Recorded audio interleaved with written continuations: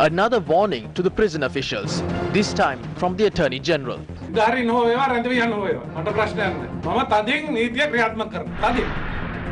Who is responsible for the cyber attack which dismantled the Australian cyber network? Was the 2011 Cricket World Cup fixed?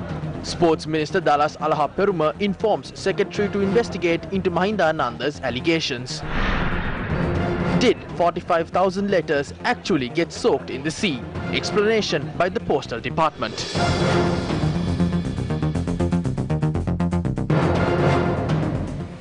Good evening and welcome to Primetime News, coming to you live and direct from the Newsfirst studios here in Colombo. I'm Bernadine Chai Singha. Let's now look at local news. Attorney General Dappala Dilivera today announced he would strictly enforce the law in order to crack down on crimes taking place from within prison walls. The Attorney General this morning inspected the Colombo Remand Prison and thereafter addressed prison officials at the Centre for Research and Training in Corrections at the premises. We need to locate honest and efficient prison officers.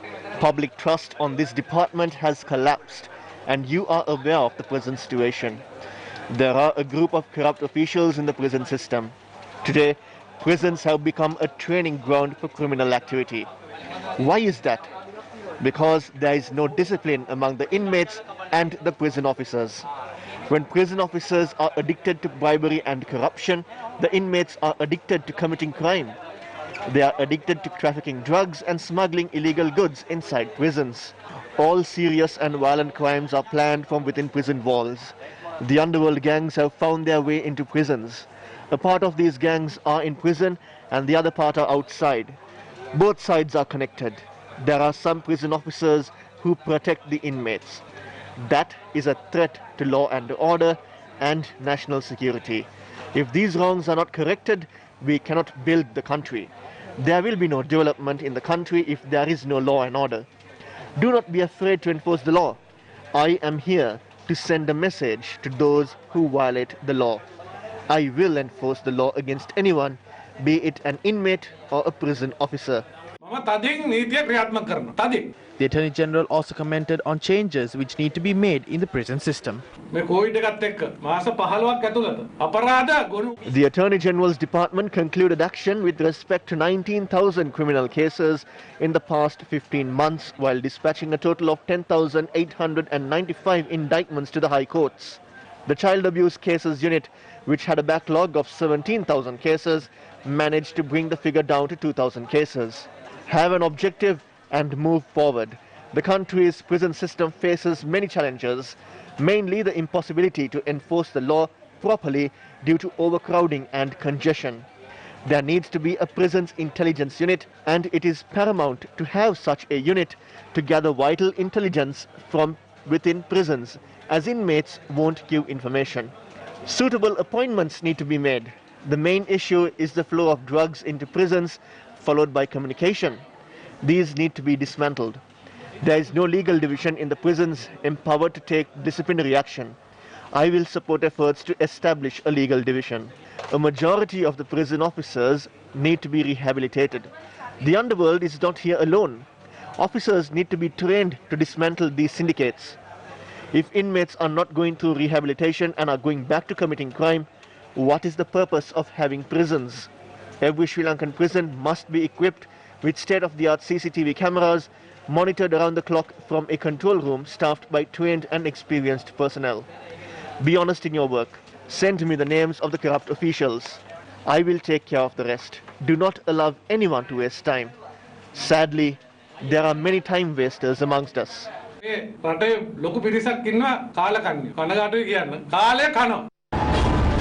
June 4th. A US diplomat enters the country after refusing to undergo a PCR test. Several members of the ruling party had criticized the manner in which the diplomat had entered the country, citing diplomatic immunity. We express strong objection towards this irresponsible conduct. We challenge the US Embassy to reveal the identity of this official. Isn't he a military officer attached to the Indo-Pacific Marine Corps? Tell us those details. ඒක්ද නැද්ද? පුළුවන් නම් ඒව ගැන කරුණු කියන්න. අපි දැක්කා ඇමරිකානු The US diplomat has showed his arrogance by refusing to undergo the PCR test. ප්‍රතික්ෂේප කිරීම හරහා තමන්ගේ උද්දච්චභාවය පෙන්වන්න කරා. The Ministry of Foreign Relations said the US diplomat had not been informed of the need to undergo a PCR test at the time he arrived from the US. However, what has been mentioned in the document that has been sent to all foreign missions in the country on the 27th of March? The document calls on all foreign missions to abide by the directives issued by the Health Ministry due to the COVID-19 pandemic. It has been 15 days since the US diplomat who refused the PCR test had entered the country. What action has been taken in this regard? Indian High Commissioner to Sri Lanka Gopal Bagle met with Prime Minister Mahinda Rajapaksa at Temple Trees. According to the Prime Minister's media division, the meeting took place on the 17th of this month, at which several matters pertaining to bilateral relations were discussed. The acting Chinese ambassador to Sri Lanka and his delegation met with President Gotabaya Rajapaksa yesterday to hand over a letter from Chinese President Xi Jinping, wishing President Rajapaksa for his upcoming birthday on the 20th of this month.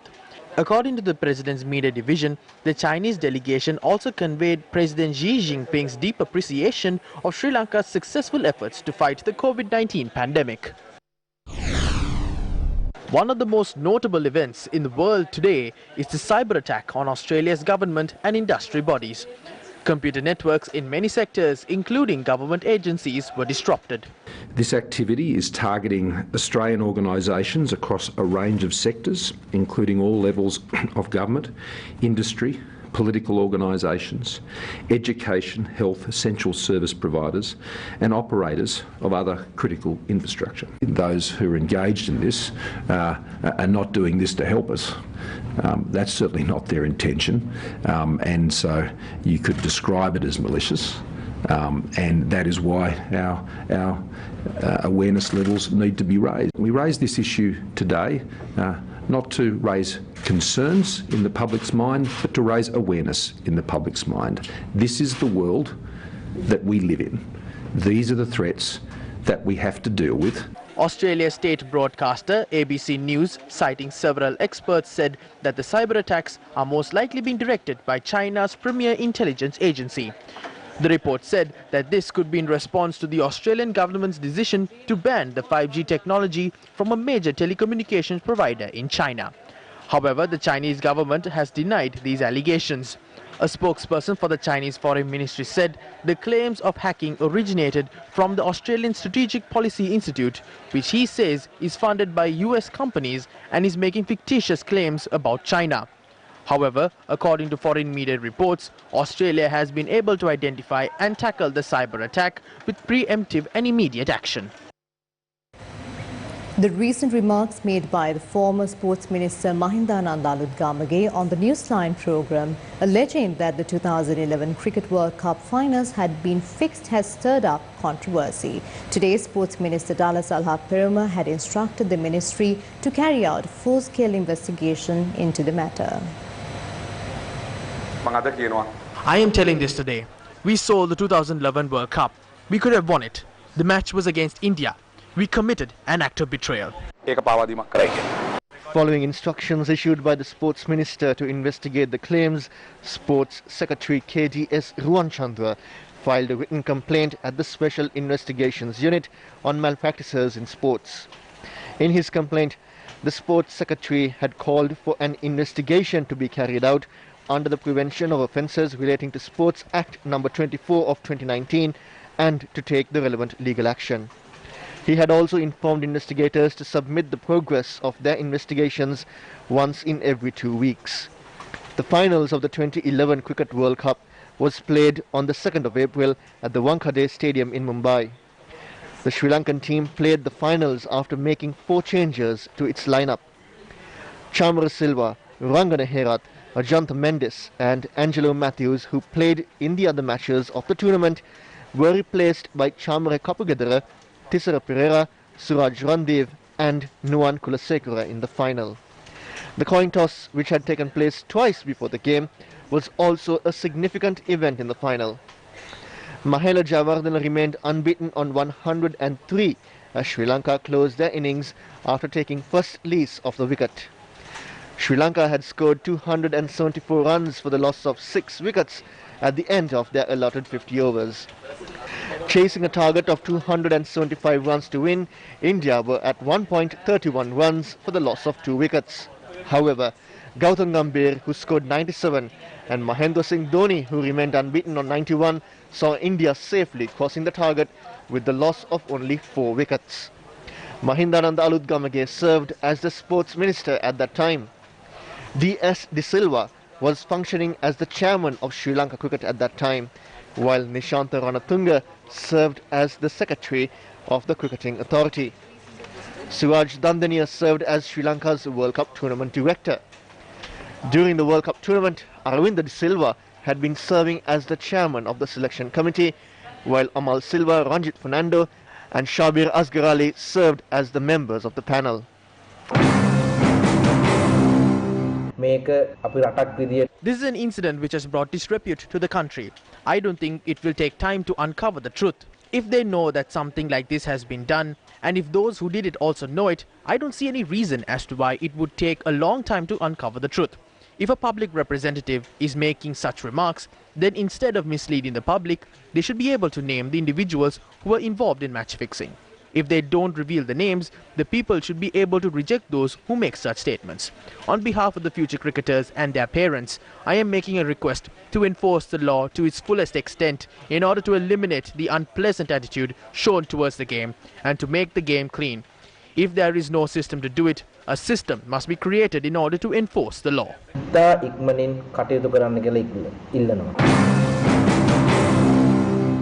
These were the views expressed by former sports ministers in this regard. As far as I know, there is only one report of match fixing. However, the ICC had not introduced laws against match fixing in cricket at that time. We are not aware of this. Therefore, we cannot comment on something that we don't know. When such statements are made, the value of players is degraded. That is bad. I wasn't the sports minister in 2011. I was an opposition parliamentarian at that time. If he knows something about it, it is his duty to reveal it. In a message posted on Twitter, former sports minister Harin Fernando said that a complaint must be filed to the ICC instead of making unsubstantiated allegations. He pointed out he had filed a complaint during his tenure as sports minister.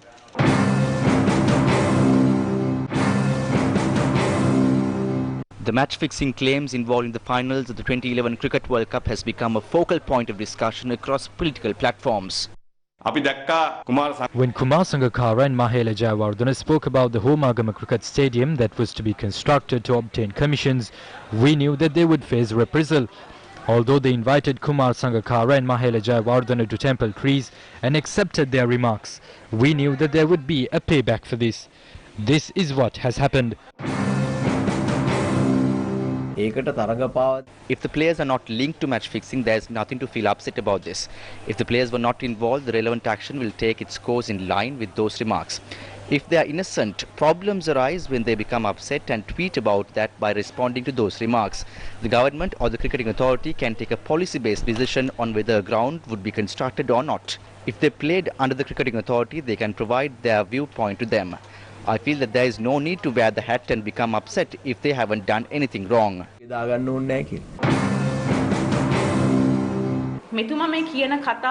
The statement that he is making is extremely serious. We saw the sadness in Sangakkara's and Mahela's faces when they realized that they were going to be defeated in the match. Anyone will understand that they played for the country wholeheartedly. Batting first, Mahela scores a century in the final. If the players knew that the match was fixed, why would they toil hard and score runs? It is a very serious problem to see that these players who did so much have been degraded.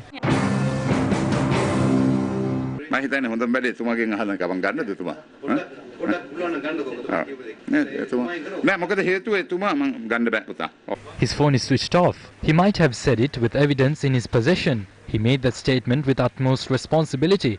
Therefore, I believe that he has evidence. He is not a person who makes such remarks without evidence. There might be several reasons to justify his claims. Otherwise, as far as I know, he would not have made such a remark.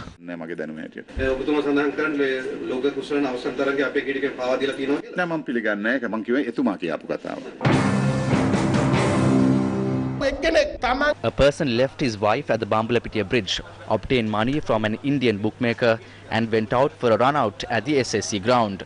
He left his wife at the Bambalapitiya bridge with another actress. He then obtained the money and orchestrated a run out.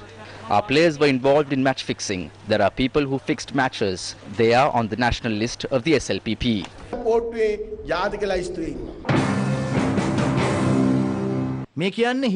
This remark is being made by the former sports minister. If the sports minister is saying this, who was involved in fixing? Were the government officials at that time involved in this? Who should be held responsible over this? In the past, the system has allowed people to make mistakes and go scot-free. Justice has been delayed. You're watching Primetime News. Let's now cross over to a short commercial break.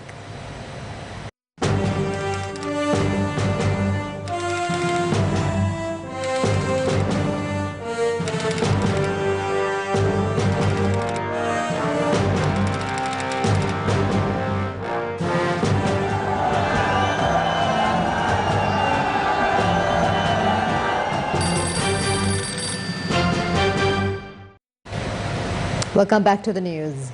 In more local news, the Mahanayaka Theros of the three main sects requested to work and act for the protection of the Dhamma and the upliftment of the Sasana.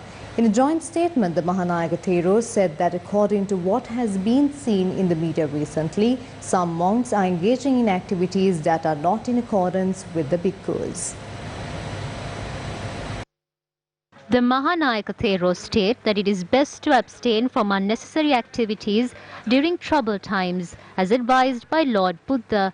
The Mahanayakas point out that the bhikkhu should always work towards the welfare and social security of the people and advise and act through the Dhamma. The statement issued by the Mahanayaka Theros noted that it is best to explain to the donors that abstinence from alcohol and drugs leads to a healthy life. Prime Minister Mahinda Rajapaksa engaged in an inspection tour of the second phase of the North Central Expressway today. Prime Minister Mahinda Rajapaksa entered the construction site of the second phase of the expressway from Madurapitiya in Meerigama.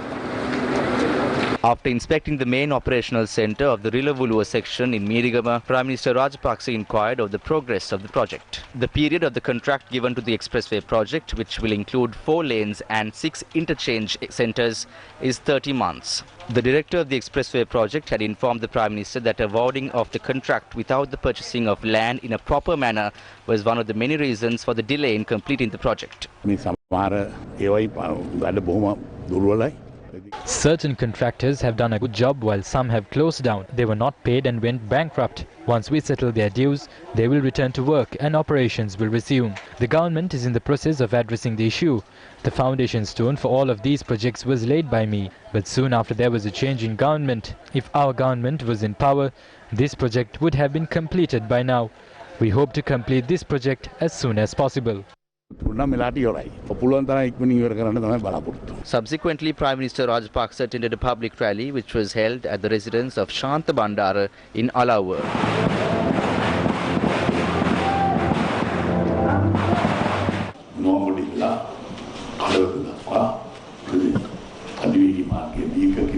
We have approved the proposal to extend the expressway from Minuangoda to Kadawatha. The contract has already been awarded. Sri Lanka's economy suffered a downfall during the past 5 years.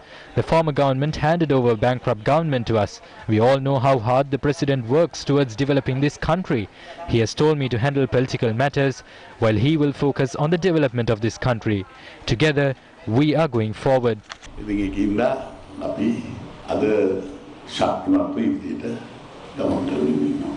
The Samagijana Balavegya convened a meeting in Kasbava today. The meeting was organised by the organiser of the Samagijana Balavegya for the Kasbah electorate, Sagara Senaratna.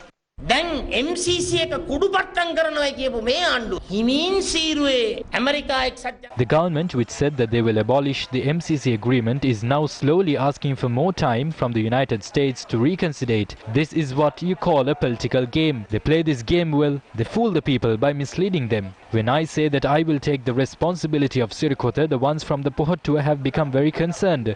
අර පොහොට්ටුවේ දේශපාලන ඇබිත්‍යෝ ටිකක් කුක්කෝ ටිකක් දාලා පොහොට්ටුවේ ඇත්තෝ හරිම විරුද්ධයි මම සිරිකොත බාර ගන්නවා. ඒකෙන් තේරෙනවා පොහොට්ටු. From that, we can see that on whose side the Pohottua is on.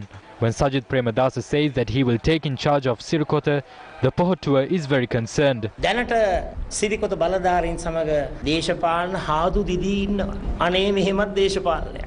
Subsequently, Sajid Premadasa also attended another party supporters meeting in Bulat Sinhala.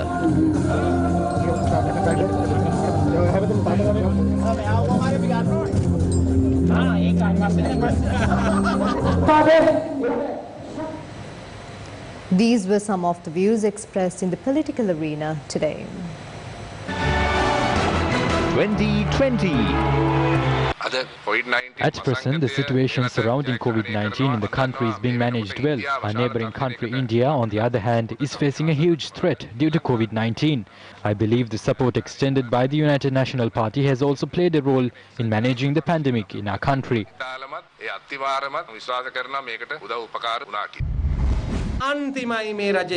There are 11 countries in the world where not a single death was reported due to COVID-19. All 11 countries are islands. Sri Lanka is an island nation as well. How did these 11 countries manage the situation? They took action in January promptly, but we failed to do so.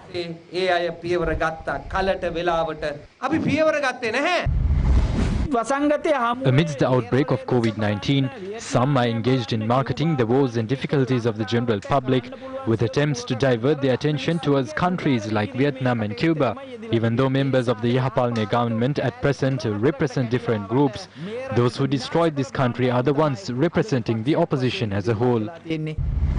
The funds distributed from the Samurdhi Fund to those affected by the pandemic was distributed with the symbol of the flower bud. The government continues to shoulder unnecessary expenses and burden the public with more taxes. It was reported that the president had apologized to the central bank officials. If the government is acting in such a manner before elections, how will they treat the state officials after the elections? Gotabaya Rajapaksa is the executive president of this country. He only pointed out that a tool must be used to revitalize the economy. No matter what the opposition says now, during their period, the opposition did nothing and only destroyed the country.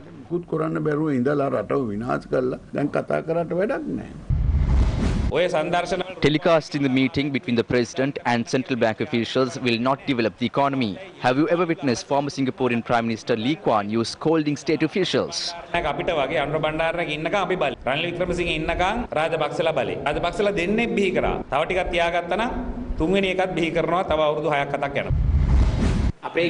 When we told everyone that we would be forming government in 2015, no one believed us. Remember, we will perform beyond everyone's expectation in the upcoming election. The newly formed alliances will not live for long.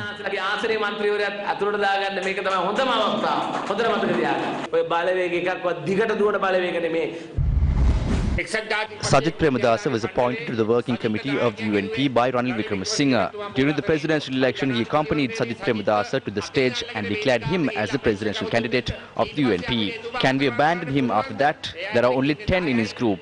5 of them are from the national list.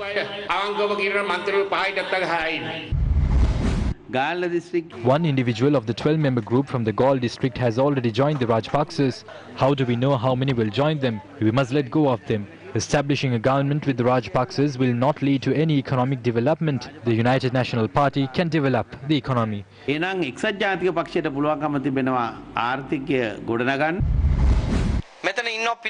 Present here today are candidates with clean profiles. Our fight is against the SLPP. Do not forget that.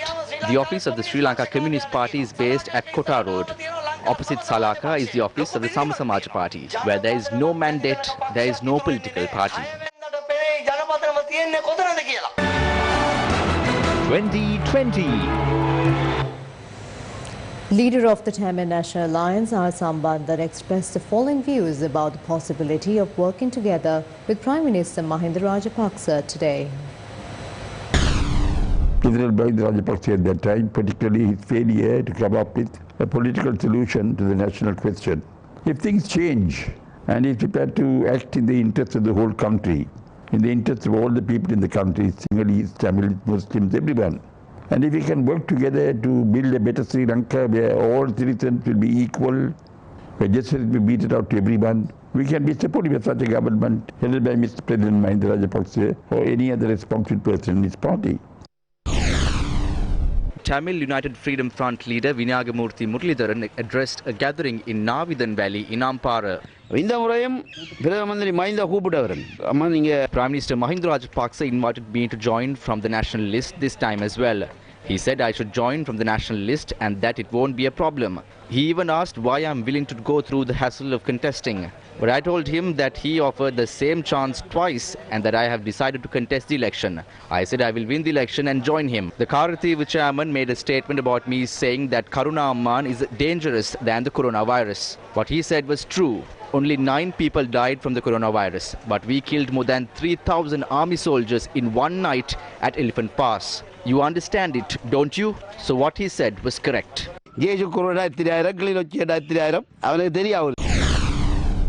During a media briefing organized by the National People's Power in Batticaloa, Sudhil Handunathi expressed the following views regarding the policy of the Tamil National Alliance. People like Sumandiran were always with the government. They portrayed that they were in the government and supported every budget proposal. They have been unable to spend a single rupee for the people whom they represent. They haven't spent funds that were received by the provincial council. They send the money to the treasury and show the people that they cannot do anything because of the government. However, they have done their share of things. In Parliament, we have never seen them asking what happened to KP, what happened to the funds obtained from KP, and also what happened to the bank accounts during Mahinda's administration. They haven't asked that. They had engaged in direct dealings with the government for a very long time. Now they are saying that jobs can be given. That shows that jobs can be given only when they defect sides. This means it cannot be done while being in the opposition. When they are about to defect to the government, they say it can be done. Then they say that the government is good.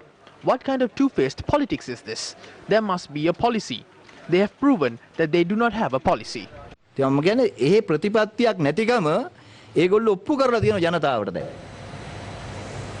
Even in this day and age, there are children in our country who do not have the opportunity to go to school. Against such a backdrop, the purpose of certain projects that utilize a large amount of public funds is being questioned. JVP's Tilwin Silva expressed the following views on such projects. What can be done to get rid of this economic crisis? Production should be increased and wastage and corruption should be stopped. On one side, the people are opposed, and on the other hand, the government spends a humongous 890 million rupees to fill the Mount Lavinia beach. But it was washed away in a week or two. No one takes responsibility to raise questions nor to be prosecuted. The people are burdened with the economic crisis caused by the waste and corruption. This is an anti-people policy and not a people's policy. During a meeting with party supporters in Moratuwa recently, Minister Vimal Veeravansa said that the president has adopted a work plan to build the country without wasting funds. The staff cadre of 2,500 has been reduced to 250. The number of vehicles in the convoy, which stood at 7, 8 or 10, has been reduced to 3. The president comes to the presidential secretariat every morning. Remember this, he does not even have his meals. He goes back to his home at 2 p.m. He has his meals with his wife and returns to the presidential secretariat at around 3:30 p.m. He works until 8 or 10 p.m. and comes back the next day. He does not purchase meals using the taxpayers' money. Sometimes the cabinet meeting runs until 2 p.m. We will be hungry at that time. There is a canteen at the presidential secretariat. There is nothing in that. Hotels were also closed for some time amidst the coronavirus pandemic. Bandaluguna Vardana, Dalas Alahaperuma and I visited the Ganga Ramaya temple. Thanks to the priests there, we fulfill our hunger after consuming some of the meals that had been offered to the monks. We don't waste the people's money. Not only won't we waste them, we won't allow it to be wasted as well. If there are proposals that would waste public funds, we have stopped them. Therefore, this is a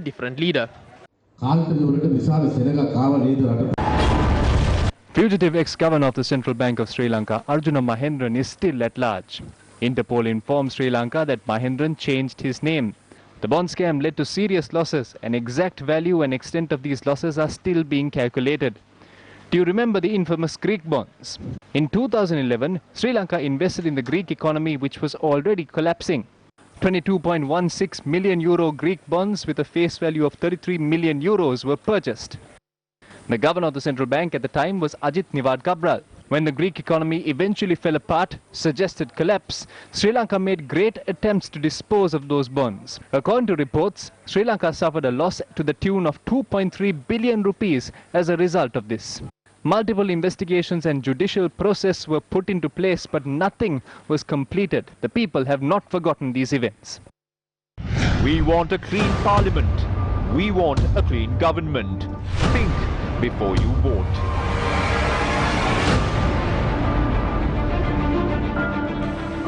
According to Fitch Ratings, the COVID-19 pandemic will increase bad loans in Sri Lanka and further intensify pressure on foreign loan funding.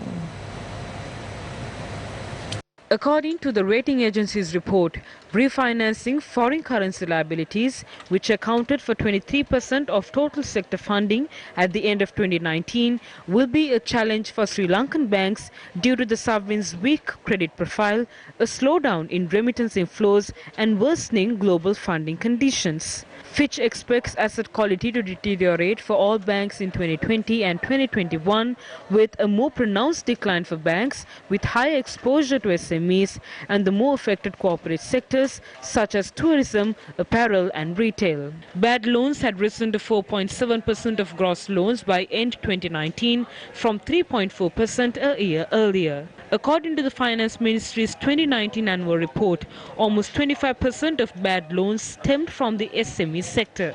Fitch expects bad loans at banks rated by the agency to peak at 13.2% in 2021 after rising to 10.9% from the current 9.4%. Fitch believes the near-term extent of the deterioration will be masked by the repayment moratoriums and regulatory permission for banks to apply flexibility in impairment recognition for regulatory and financial reporting.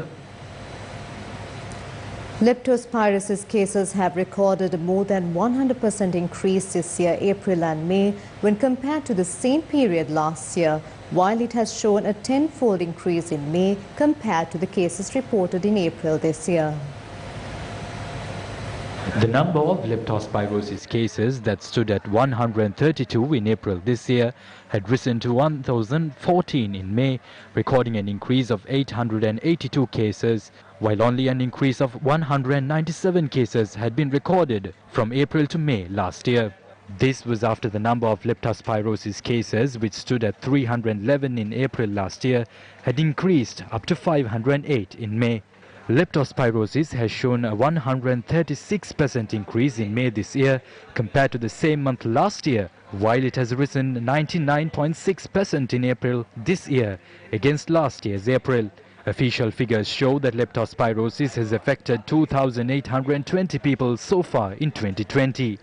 Chief epidemiologist Dr. Sudat Samaraweera said, quote-unquote, there is a possibility of experiencing an increase in the leptospirosis incidence, especially in areas where paddy cultivation is prevalent. In a document seen by Newsfirst, the epidemiology unit had urged preventive action against the disease as farmers who are highly susceptible to the disease ramp up agriculture during the yala cultivation season that runs from May to August. The Government Information Department convened a media briefing today. The statement made by Minister Bandula Gunawardena yesterday regarding parcels from overseas was further clarified during the event. Last week we had received a container containing 42,000 parcels. However, the addresses of the recipients had been smudged due to water which had seeped into them while being shipped. How can we distribute these parcels if the address cannot be seen? In short, it has been 3 months since handing over these parcels to the respective administrative units. As you all know, all activities in the countries came to a halt with the outbreak of COVID-19. With With these parcels remaining in such a condition for months, the address printed on the parcels are no longer clear. We have received 45,000 parcels like this. The details printed on some parcels can be identified even though they are not very clear. There are about 5,000 parcels like this. We are in the process of ensuring that these will be distributed in the near future. අපිට පුළුවන් වේවි ඊටාම අපහැදිලිව නමුත් අපහසුයෙන් හොයාගන්න පුළුවන් ලිපින තියෙනවා. 5000ක් පමණ ටික බෙදා හැරීමට කටයුතු කරන්න පුළුවන්. An exchange of words had taken place when the General Secretary of the Sri Lanka Freedom Party, Dayasiri Jayasekara, declared open the Muskelia electorate office of the party. Narada Disanayake brought a team from Hangurankete. He was on the sides of both the Sri Lanka Podujana Perumuna and the Sri Lanka Freedom Party. But that was deception at its best. They cannot even convene 5 people. Since 2015, they have been going for discussions. What can be said about this? I don't know whether we have to speak useful things. They are speaking to highlight themselves.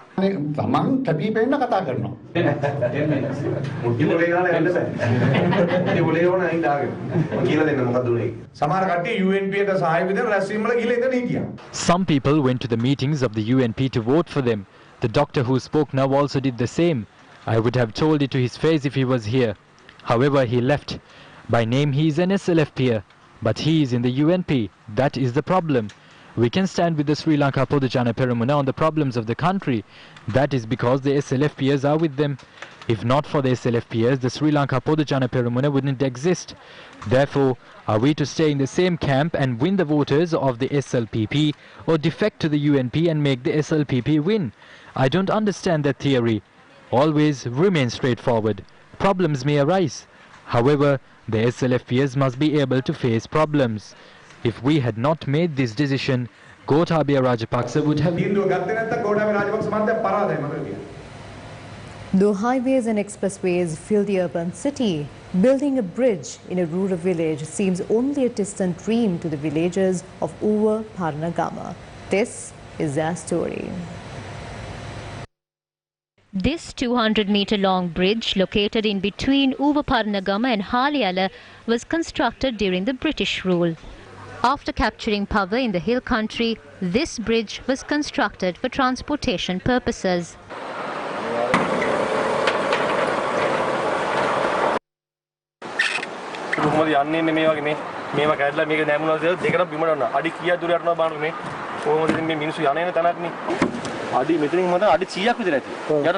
The bridge is used by more than 100 villagers on a daily basis. This bridge is damaged. We urge the government to address this issue. This bridge is an ancient artifact which plays a very important role in the daily lives of the villagers. We urge the state authorities to look into this matter. Villagers claim that if the bridge continues in this condition, villagers will not be able to use it in the near future. Wild elephants attack villages at night, destroying the crops cultivated by farmers. Installing new fences in keeping with the latest methods has only been limited to a concept on paper. Against such a backdrop, wild elephants attacked the Tulavelli area in Medavachia last night. Herds of wild elephants break into the villages of Tulavellia, Pullelia, Giralmuruppua and Kalavalputana, which fall under the purview of the Medavachia Divisional Secretariat. Villagers who stay awake to protect their crops remain in fear during the day as well.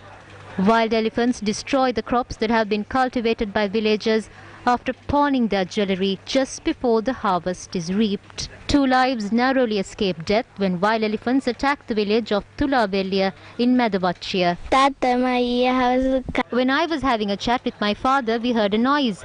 I ran and turned back only to see an elephant. The herd of wild elephants was in our area even as we slept.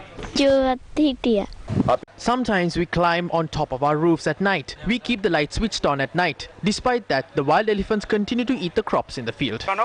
We cannot engage in farming. We cannot even grow a coconut or mango tree as the wild elephants destroy them. Ordinary fences can be installed by anyone. Therefore, villagers are urging authorities to install proper electric fences. Several issues have arisen over sand mining activities after all sand permits were cancelled in the country. That is due to heavy competition between tipper trucks that transport sand. Yesterday, a tipper truck driver had assaulted the driver of another truck at the place in which sand is loaded in Manampitiya. Sand mining takes place along the Mahaveli River in Manampitiya by an institution which has brought certain state authorities under its purview. A rift has arisen between two unions comprising of tipper truck drivers who obtain sand through this company. Our correspondent reported that this situation has led to the assault of a tipper truck driver last night. The victim is currently receiving treatment at the Polonnaruwa General Hospital. Following this incident, a few unions of tipper truck drivers convened a joint media briefing in Polonnaruwa today. Following our revelations on the sand mafia last week, an assault had taken place. The thief, threats and the corruption involved in this must be investigated by presidential commissions. They said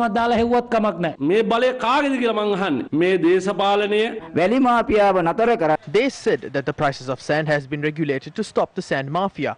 However, until today, a standard price has not been issued on sand.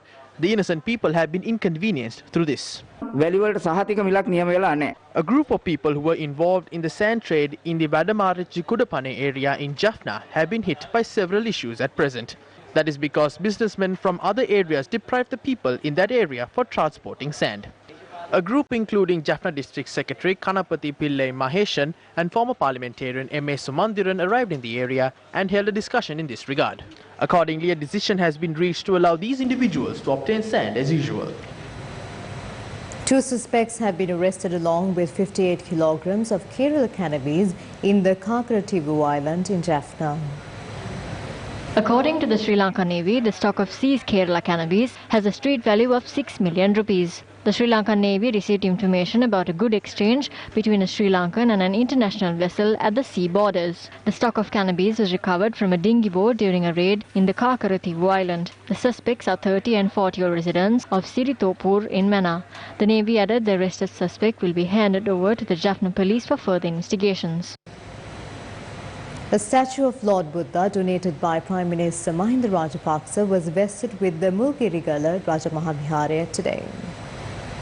The process of handing over the statue had taken place through a helicopter from the Rajapaksa ground in Veerakatiya. Officers attached to the Air Force camp in Katunayaka had assisted the process. Thereafter, the statue had been placed at the Mulgirigala Rajamahaviharaya. The statue would be unveiled for worshippers following a religious ceremony during the next Asala full moon Poya day.